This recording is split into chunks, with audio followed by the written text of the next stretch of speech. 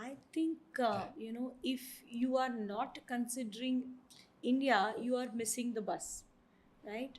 Today, India is now looked at globally as one of the trusted strategic partners and allies for almost a significant amount of the world, which means there is going to be geopolitical stability in the country.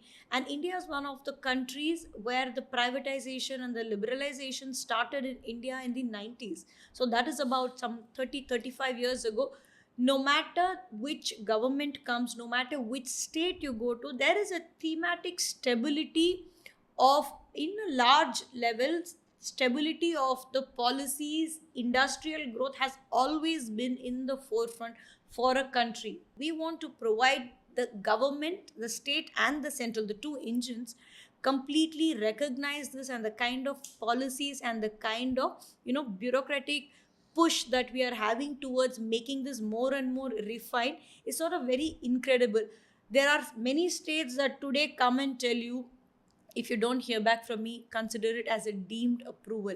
The digitization, the single window policies, the kind of investment promotion arms, I think 95% or more of all the states in India have their own independent promotion, investment promotion, institution. The government has set up independent institution.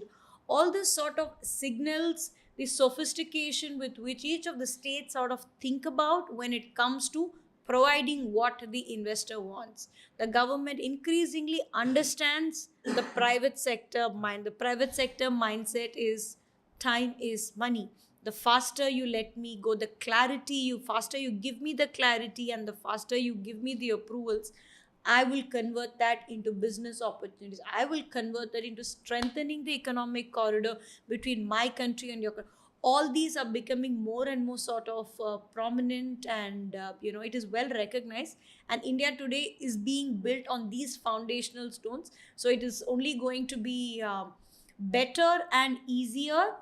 I really urge the Sri Lankan investors to not think of India as a complex nation, because it is not true today. Perhaps for what some reasons you might have had that perception about India that was few years ago, and you've not tried India now. You should try India now.